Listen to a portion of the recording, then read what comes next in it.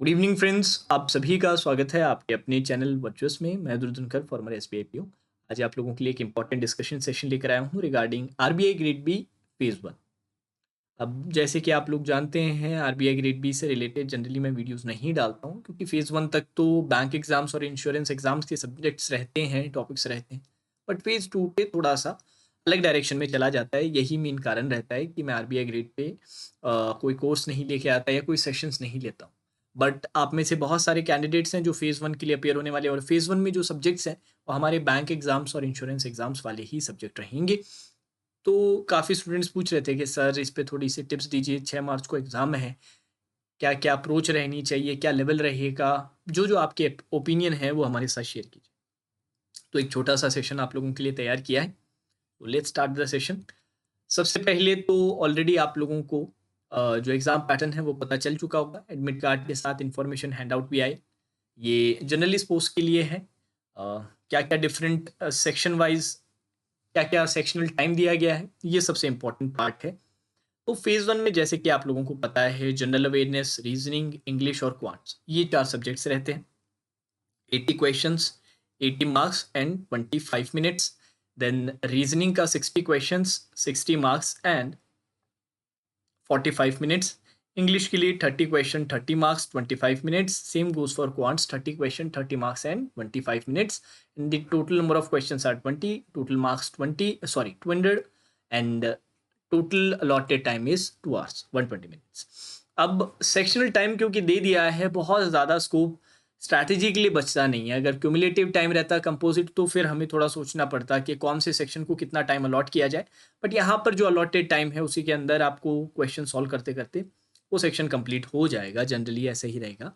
अब बात क्या क्या चीज़ें की कर सकते हैं हम यहाँ पर। सबसे पहले लेवल की बात करते हैं कि यहाँ पर जो क्वेश्चन आस्क्ड रहेंगे उनके लेवल किसके कंपैरेटिव रहेगा। एसबीआई पीओ प्री के कंपैरेटिव, आईबीपीएस पीओ प्री के कंपैरेटिव, या मेंस के कंपैरेटिव, किस लेवल के क्वेश्चंस पूछे जाएंगे। तो इसके लिए मैं रेफर करूंगा जो आपका लास्ट ईयर का या फिर लास्ट टाइम का जो रिक्रूटमेंट था 2019 का। इस सेशन को तैयार करने के लिए मैंने लास्ट टाइम का जो रीजनिंग का आप लोगों का पेपर था वो मैंने सॉल्व किया पूरा का पूरा। बाकी क्वांट्स, इंग्लिश और जनरल अवेयरनेस का पेपर भी देखा, सॉल्व तो मैंने नहीं किया पर रीजनिंग का जरूर मैंने किया था। और ये जो टाइम दे रखा है इस टाइम के अंदर मैंने अटेम्प्ट करने की कोशिश की थी, जिससे मुझे एक पर्सपेक्टिव मिले कि आप लोगों को कितना समय मिलेगा या कितना समय लगेगा चीज़ों को अटेम्प्ट करने। तो बारी बारी से मैं बात करता हूँ हर सेक्शन की। सबसे पहले हम स्टार्ट करते हैं जनरल अवेयरनेस के साथ। जनरल अवेयरनेस का जो सेक्शन था, एक तो सबसे ज़्यादा हाईली जो वेटेज वाला जो सेक्शन है वो जनरल अवेयरनेस ही है आपके फेज वन में। इसमें most of the question were asked from current affairs only, जहाँ तक मैंने देखा। एग्जैक्टली तो मैंने काउंट नहीं किया, बट जहाँ से मुझे पेपर्स मिले उसमें almost 55 to 60 questions were directly from current affairs only. और जिस तरह के क्वेश्चंस थे उनका लेवल कुछ बहुत ज़्यादा खास नहीं था। मतलब आप थोड़ा सा अच्छे से पढ़ के जाएं तो यहाँ पर काफ़ी डिसेंट परफॉर्म कर सकते हैं। और जो करंट अफेयर्स थे, जो करंट अफेयर्स थे मोस्टली पेपर से 3 1 महीने पुराने थे। मतलब 3 to 4 months के अंदर अंदर के करंट अफेयर्स थे। तो ऐसा भी नहीं बहुत पुराना कुछ पूछ रखा था। तो ये मुझे ऐसा लगता है कि एक स्कोरिंग सेक्शन आपके लिए इस साल भी रहेगा। जैसे आप लोगों का एग्जाम मार्च में है तो मुझे ऐसा लगता है कि दिसंबर, जनवरी और फरवरी आपके लिए ये 3 मंथ्स बहुत इंपॉर्टेंट रहने वाले हैं। इवन मैं बोलूँगा नवंबर भी बहुत इंपॉर्टेंट है। ये 4 महीने को अगर आप अच्छे से प्रिपेयर करके जाओगे तो यहाँ पर काफ़ी अच्छा स्कोर कर सकते हो। अब बैंकिंग अवेयरनेस से एज सच मैंने कोई सवाल देखा नहीं। कुछ सवाल इकोनॉमिक्स से थे, कुछ आपके स्टैटिक जीके के क्वेश्चन से हल्के हल्के थे, ज़्यादा वेटेज नहीं था। 7 8 क्वेश्चन का था जहाँ तक मुझे याद आ रहा है। और most of the questions were from current affairs only.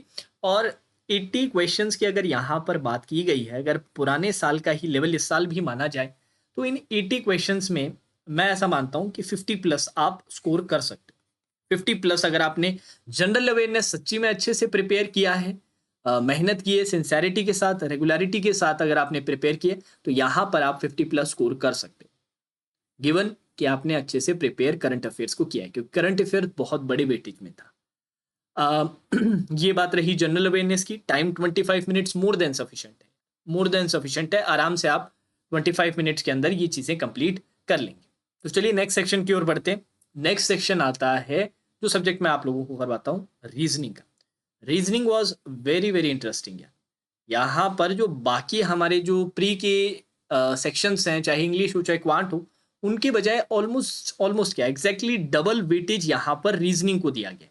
60 question 60 marks का वेटेज, और टाइम आपको दिया गया है 45 मिनट्स। ये टाइम थोड़ा सा कम लगने लगता है, जिसके कारण मोस्ट ऑफ द जो स्टूडेंट्स हैं जिन्होंने लास्ट टाइम एग्जाम दिया था, उनको यही सेक्शन सबसे ज्यादा डिफिकल्ट लगा था। बट एज पर से मैंने पेपर पूरा का पूरा सॉल्व किया, थोड़ा सा सही तरीके से। थोड़े आप सेलेक्टिव अटेम्प्ट्स रखते हो ना, तो इतना भी कोई मुश्किल था नहीं। मुश्किल उन लोगों के लिए मुझे लगता है ऐसा रहा होगा, क्योंकि एक अलॉटेड टाइम था 45 मिनट्स का, और जो बहुत सारे पजल सिटिंग अरेंजमेंट्स थे without any doubt. To be precise क्या क्या थे आपके, बॉक्स बेस था, देन आपके ईयर था, डेट था, मंथ था, सर्कुलर था, और भी कई पजल्स थे। 5 से 6 सेट्स तो थे 100%, और सभी के सभी प्री के हायर एंड पे थे। मैं तो ये बोलूंगा प्री और मेंस के इन बिटवीन कोई लेवल था। एग्जैक्टली प्री भी नहीं था, एग्जैक्टली मेंस भी नहीं था, इन बिटवीन का ये लेवल था। यहाँ पर इन बिटवीन कोई लेवल था। ईसीजीसीपीयू का लेवल आप बोल सकते हो कि ईसीजीसीपीयू के काफी कंपैरेटिव, काफी ज्यादा क्लोज लेवल था। जो ईसीजीसीपीयू का जो अभी एग्जाम होने वाला है, उसके काफी क्लोज लेवल था यहाँ पे रीजनिंग का जो मैंने पेपर देखा। अब इसमें सेलेक्टिव अटेम्प्ट से मतलब क्या है और कैसे स्कोर अच्छा कर सकते हैं, और इस साल भी जो जो स्टूडेंट्स एग्जाम देने जाने वाले हैं, उनको इन बात का बहुत खास ध्यान रखना है कि मिसलिनियस सेक्शन से अगर आप वहां पर काउंट करेंगे ना, तो almost 25 questions, 20 to 25 questions were asked from miscellaneous only. Although 60 questions were there, but 25 question miscellaneous थे, और ये सभी के सभी इजी टू मॉडरेट ही थे। Very doable in time, doable तो थे बट डुएबल इन टाइम थे, इजी टू मॉडरेट। अब स्टूडेंट्स ने पता है क्या गलती की, मुझे ऐसा लगता है जिनको ये पेपर डिफिकल्ट लगा था, वो पजल सेटिंग अरेंजमेंट में फंस के रह गए। तो मैं ये आपको सजेस्ट करूंगा कि मिसलिनियस वाला पोर्शन जरूर आप कंप्लीट करें।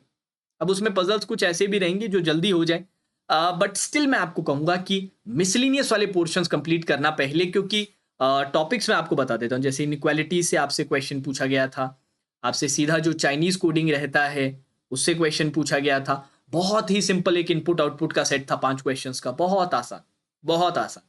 देन सिलॉग से कुछ क्वेश्चन, बिल्कुल स्ट्रेट फॉरवर्ड क्वेश्चंस थे। सिलॉग से कुछ क्वेश्चंस थे। देन आपके ब्लड रिलेशन के जो शॉर्ट पजल रहता है उससे पूछा गया था।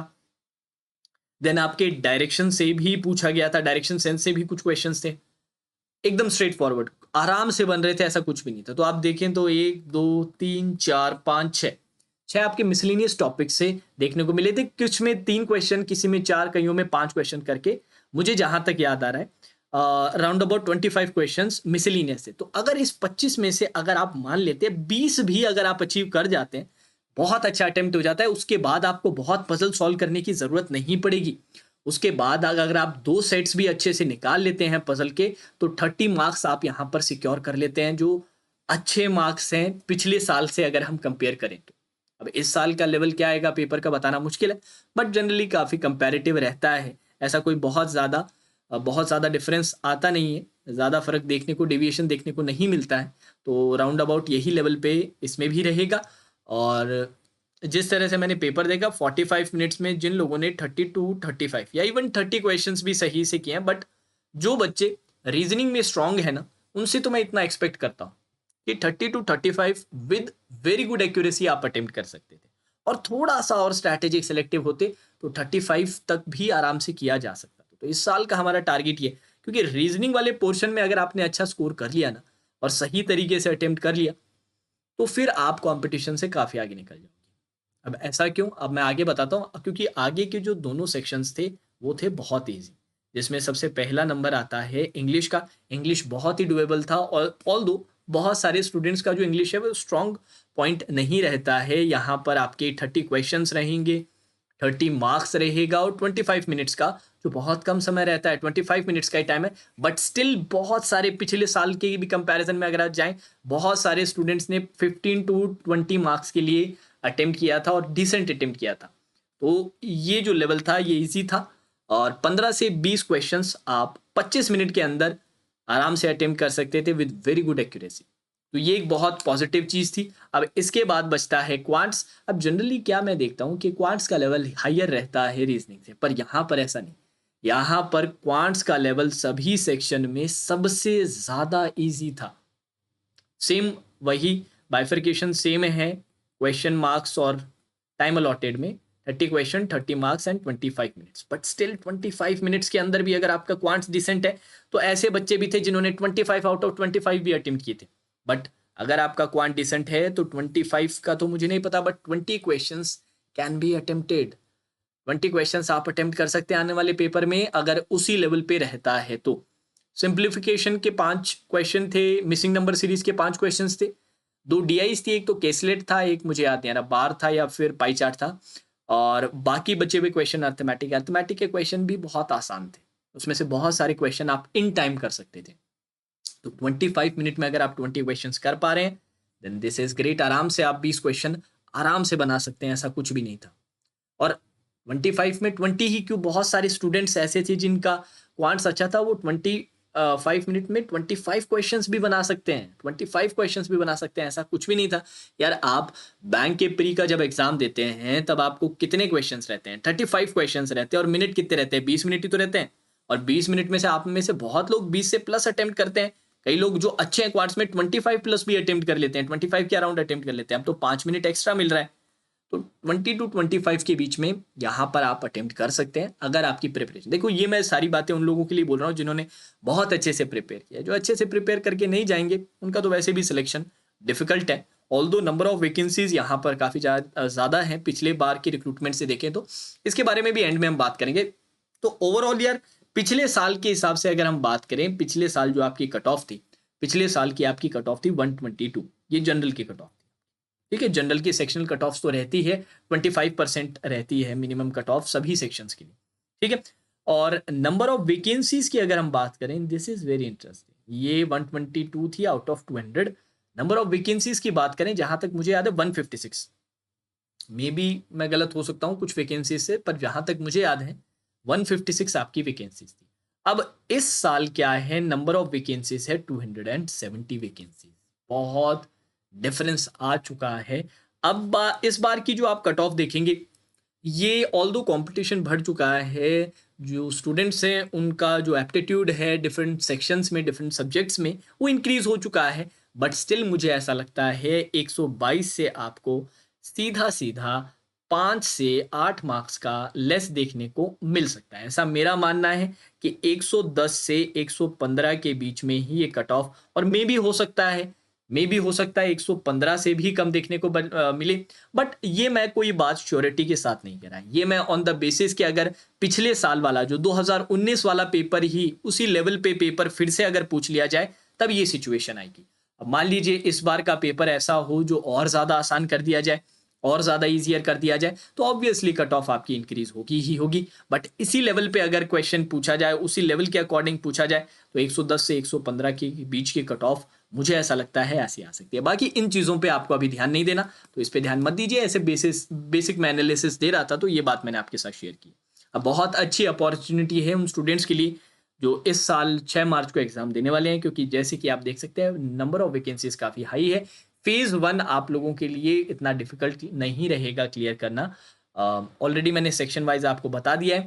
जो स्कोरिंग आपको सेक्शंस देखने को मिलेंगे वो एक तो रहेगा जीए में आपको अच्छा स्कोर करना ही करना है, दिस इज वेरी इंपॉर्टेंट। और दूसरा जो मैं इंपॉर्टेंट पार्ट बताऊंगा वो होगा रीजनिंग का, क्योंकि रीजनिंग आपको सभी सेक्शंस में से सबसे जो डिफिकल्ट लेवल ये रीजनिंग का लगेगा। बट स्टिल ये तो कंपैरेटिव एनालिसिस पे मैं बता रहा हूँ। अगर आप इन जनरल अगर देखें तो रीजनिंग का लेवल भी ऐसा कुछ खास नहीं है, मॉडरेट सा लेवल है, मॉडरेट एंड का लेवल है। और इस लेवल पे आप लोगों ने खूब प्रैक्टिस कर रखी है, स्पेशली जो स्टूडेंट्स मुझसे काफ़ी टाइम से जुड़े हुए हैं, जो अभी तो वैसे भी मेंस का फेज चल रहा था, आप में से बहुत सारे लोगों ने मेंस के एग्जाम्स भी दिए।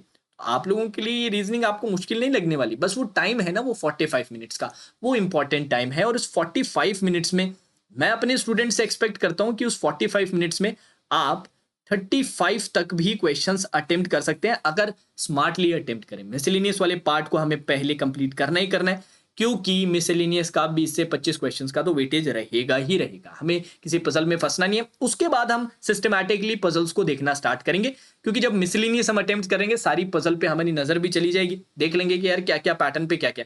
थोड़ा सा वेट करके एक बार देख लीजिएगा कि यार क्या क्या पजल, फिर आपको पता होगा कि यार पहले कौन सी सेलेक्ट करनी है, फिर कौन सी अटेम्प्ट करनी है, फिर कौन सी अटेम्प्ट करनी है। इवन आफ्टर मिसलिनियस मैं उम्मीद करता हूं कि आपके पास स्टिल इतना टाइम रहेगा कि कम से कम आप 2 सेट्स और बना सकते हैं। ठीक है, अब ये सारी चीजें तभी हो सकती है जब आपने तैयारी अच्छे से की है। तो आप में से बहुत स्टूडेंट्स थे जो आरबीआई ग्रेड बी का एग्जाम अभी देने वाले हैं फेज 1 के, उन्होंने बार बार रिक्वेस्ट की कि सर टाइम जब भी मिले आप प्लीज़ एक छोटा सा एक वीडियो बनाइएगा जिसमें एनालिसिस कीजिएगा कैसे पेपर अटेम्प्ट होना चाहिए, क्या लेवल रहेगा, क्या सारी सारी आपके जो ओपिनियंस है पेपर के बारे में वो शेयर ज़रूर कीजिएगा, टिप्स ज़रूर दीजिएगा। तो उसी पे एक छोटा सा सेशन था। अगर आपको अच्छा लगा हो तो सेशन को लाइक ज़रूर कीजिएगा। एक रिक्वेस्ट और आप सभी से, अगर अच्छा ना लगा हो तो कोई बात नहीं यार, मैं वैसे भी आरबीआई ग्रेड बी पे कोई वीडियोस डालता नहीं, मेरा फोकस इंश्योरेंस और बैंक एग्जाम्स पे मोस्टली रहता है। ग्रेड बी पे इसलिए ग्रेड बी थोड़ा डाइवर्ट कर जाता है फेज़ 2 के बाद, अलग सब्जेक्ट्स अलग टॉपिक्स पे तैयारी करने की ज़रूरत पड़ती है, इसलिए मैं उसको फॉलो अप नहीं करता हूँ।